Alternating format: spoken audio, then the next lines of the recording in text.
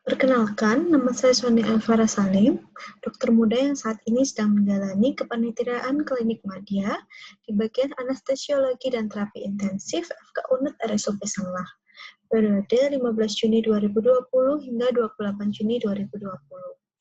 Pada kesempatan kali ini, saya akan menjelaskan sedikit terkait dengan manajemen nyeri.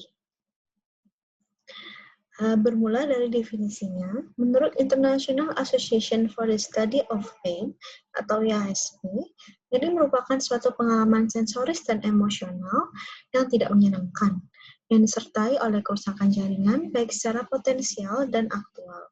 Nyeri ini dapat berfungsi sebagai beberapa mekanisme, seperti yang pertama yaitu mekanisme proteksi. Jadi pada mekanisme proteksi ini, rasa nyeri yang dirasakan seseorang akan bereaksi terhadap suatu perubahan suhu, terhadap trauma, ataupun penyebab nyeri, sehingga orang tersebut dapat menghindari terjadinya kerusakan dari jaringan tubuh. Kemudian, mekanisme yang kedua yaitu sebagai mekanisme defensif. Seperti hal ini memungkinkan seseorang untuk imobilisasi organ tubuhnya yang mengalami suatu cedera ataupun inflamasi agar tidak terjadi kerusakan jaringan yang lebih lagi ataupun berguna juga untuk mempercepat terjadinya suatu penyembuhan. Kemudian yang mekanisme ketiga yaitu mekanisme diagnostik, di mana pada mekanisme ini nyeri dapat menunjukkan daerah tertentu yang mengalami masalah sehingga penyakit atau proses yang terjadi dapat kita segera ketahui dan dapat kita segera tangani penyebab masalah dari nyeri itu sendiri. Selanjutnya yaitu mekanisme nyeri.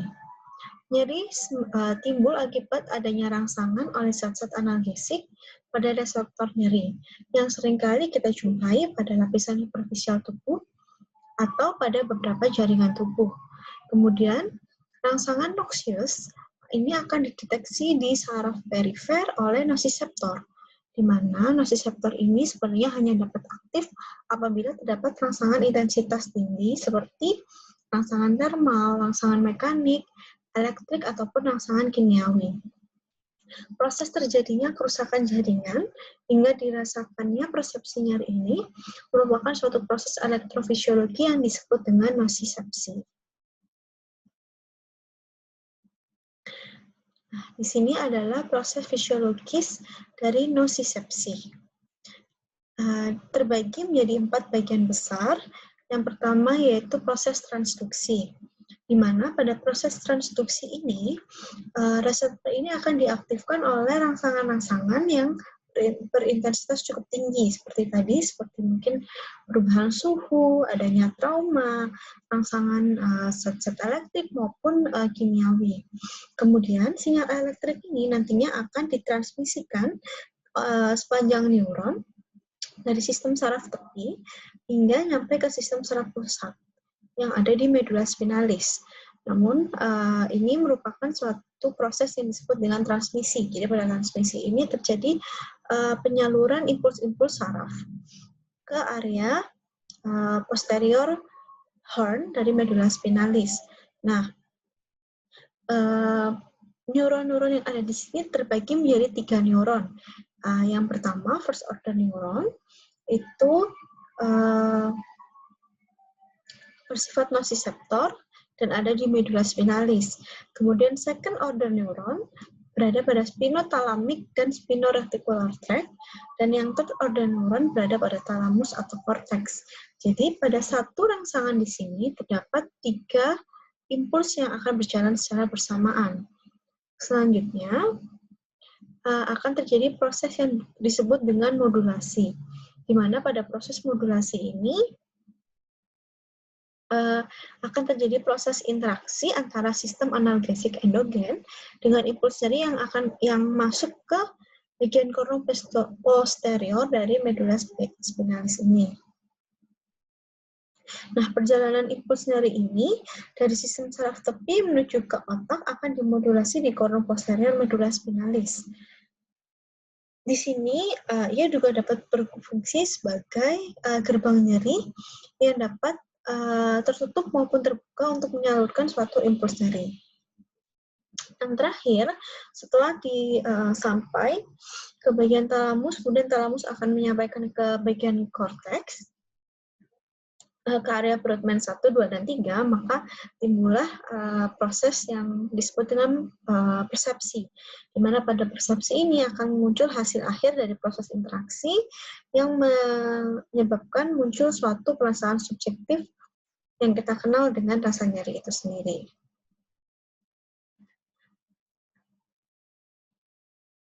Kemudian,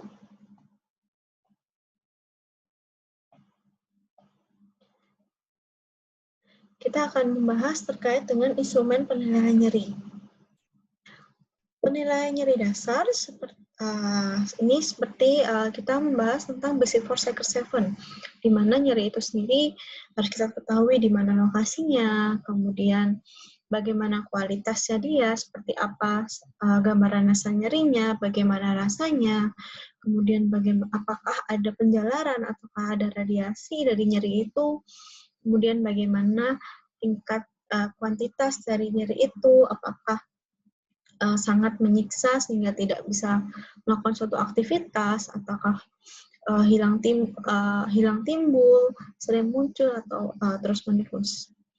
Nah, selanjutnya ada beberapa instrumen nyeri yang dapat kita gunakan untuk mempermudah penilaian nyeri pada pasien. Yang pertama yaitu visual analog score.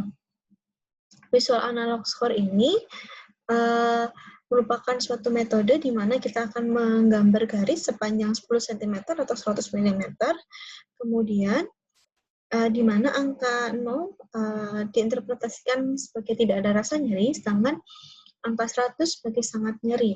Kemudian kita akan meminta pasien untuk menandai pada garis di mana kira-kira ia merasakan rasa nyeri. Keuntungan penggunaan pada instrumen ini mudah dipahami oleh pasien dan mudah untuk diinterpretasikan secara klinis. Andaikan saja pasien menggambar di tengah-tengah, tepat di antara 0 sampai 10 cm, maka kita dapat interpretasikan bahwa nyeri pasien tuh 50% dari yang dapat pertahankan rasa nyerinya. Kerugiannya, hal ini susah untuk kita interpretasikan dalam kasus emergensi. Kemudian kita juga tidak dapat menggunakan apabila pasien dalam keadaan terdapat gangguan kognitif, penglihatan, maupun kesadaran. Dan yang kedua, kita juga dapat menggunakan numerical rating scale. Ini sebenarnya mirip dengan visual analog score, hanya saja pada saat ini ada angka yang tertulis di dalam garis, di dalam suatu garis. Jadi, angka 0 menandakan tidak ada rasa nyeri, sedangkan pada angka 10 menandakan adanya rasa nyeri yang sangat berat. Kemudian kita akan meminta pasien untuk menunjukkan angka mana yang mewakili rasa nyeri yang ia rasakan. Keuntungannya sama, instrumen ini mudah dipahami baik oleh pasien dan secara klinis dapat kita interpretasikan secara mudah. Namun kerugiannya, pasien dengan gangguan kognitif, penglihatan maupun kesadaran tidak bisa menggunakan hal ini dan tidak dapat membedakan tingkat nyeri secara lebih spesifik. Yang dimaksud di sini adalah apabila pasien datang dengan keluhan nyeri 9. Kemudian saat diberikan obat, pasien sudah merasakan nyeri itu sedikit membaik. Namun pasien tidak bisa mengatakan bahwa mungkin sudah terjadi perubahan nyeri ke 8.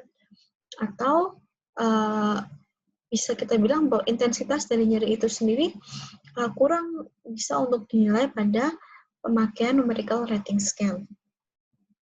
Selanjutnya, yang ketiga yaitu Wong-Baker Face Scale, di mana di sini metode penghitungan skala nyeri yang sama dari 0 sampai 10, namun disertai dengan adanya gambar yang menggambarkan seseorang mengalami suatu rasa nyeri.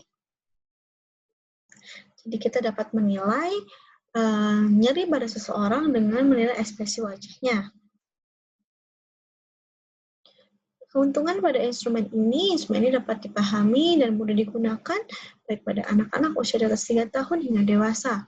Namun kerugiannya akan terdapat bisa terjadi mispersepsi antara gambar nyeri yang ditunjukkan.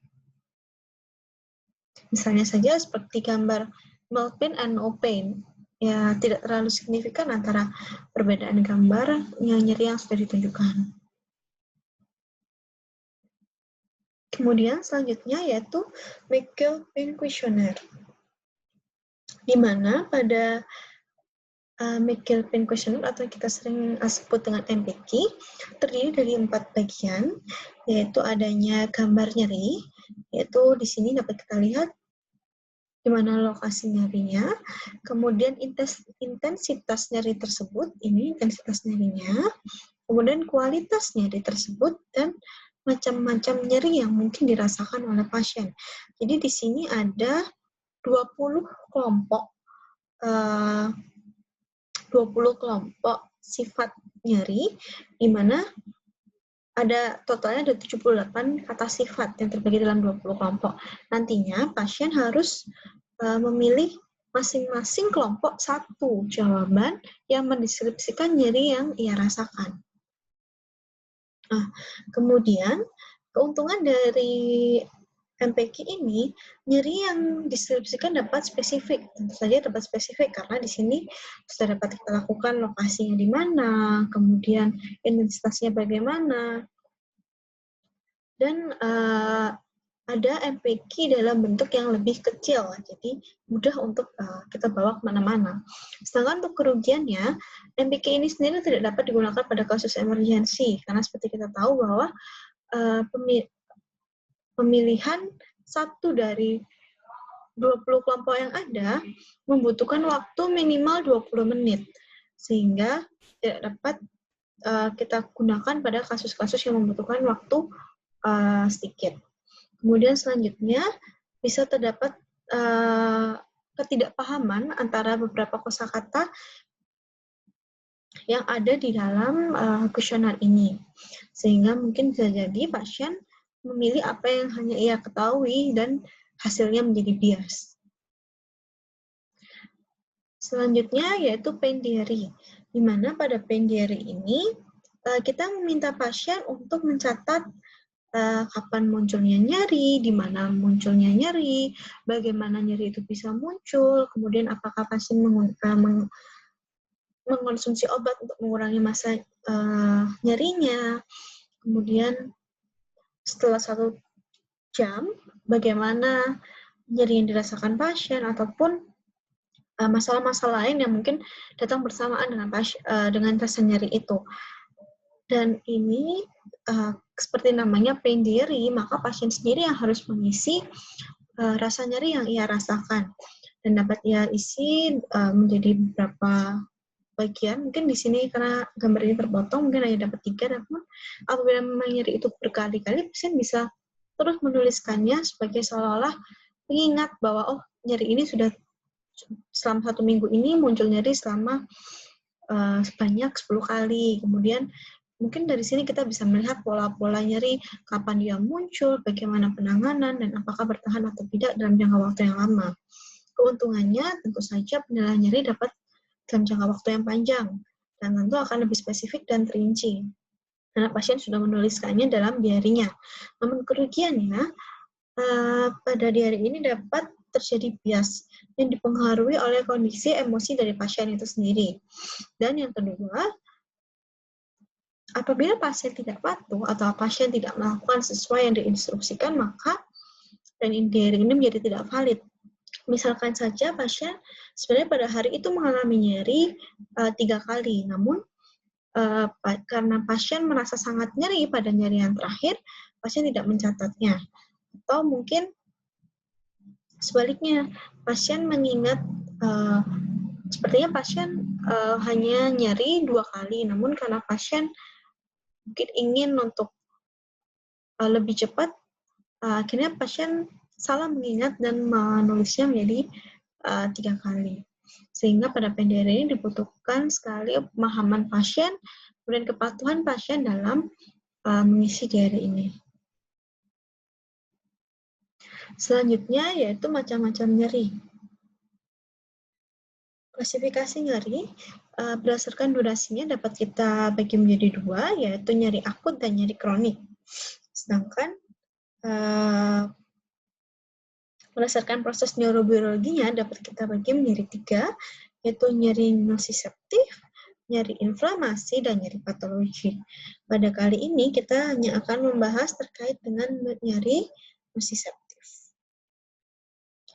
Jadi pada nyeri nosiseptif ini dibagi menjadi tiga, yaitu ada nyeri somatik, nyeri visceral, dan nyeri ali. Nyeri somatik merupakan nyeri yang terjadi apabila terkena pada organ-organ di bagian luar biasanya, seperti contohnya kulit, otot, sendi, ataupun ligamen. Hal ini dikarenakan pada bagian-bagian ini mengandung banyak sekali nosiseptor. Kemudian pada nyeri somatik ini juga dapat diakibatkan oleh adanya tanda-tanda iskemik. Kemudian selain itu, tanda nyeri somatik ini lebih cenderung bersifat tajam dan dia dapat terlokalisir, sehingga dapat kita tunjuk dengan spesifik di mana kita merasakan rasa nyeri ini. Kemudian rasa nyeri ini juga apabila kita gerakkan, maka rasa nyeri akan terasa menjadi lebih berat. Kemudian untuk nyeri visceral, nyeri ini biasanya terkena pada bagian organ-organ tubuh dalam, seperti rongga toraks, rongga abdomen, dan rongga pelvis. Kemudian,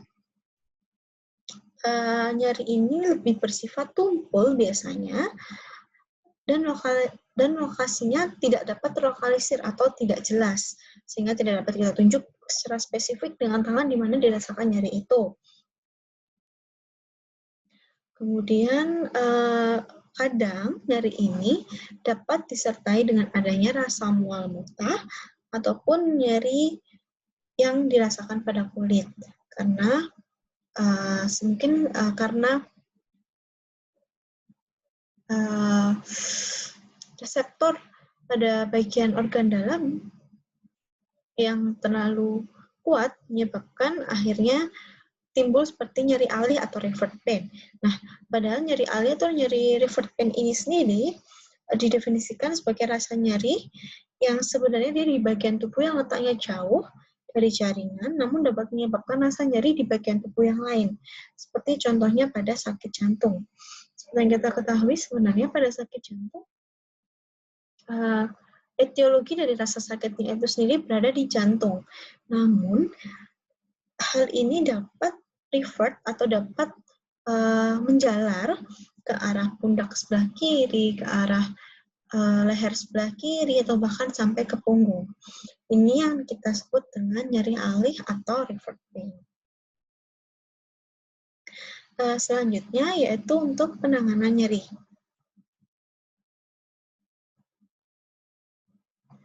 Penanganan nyeri berdasarkan WHO, awalnya stepladder ini kita gunakan sebagai penanganan cancer pain.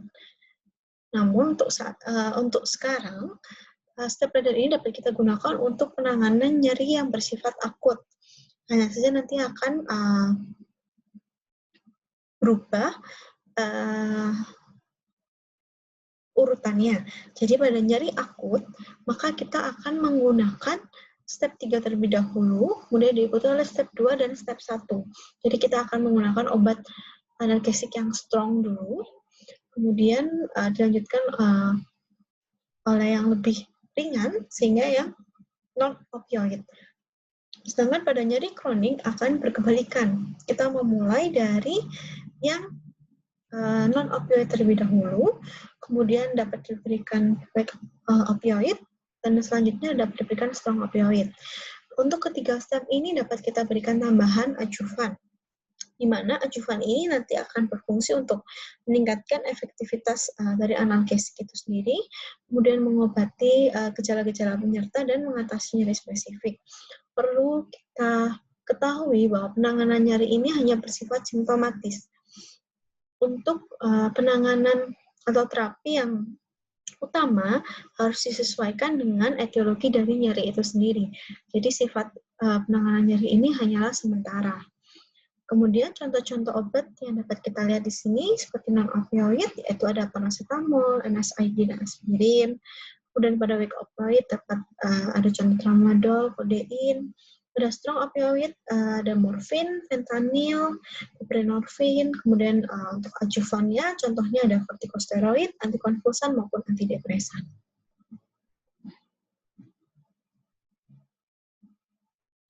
Baik, sekian presentasi dari saya terkait dengan pain management. Terima kasih.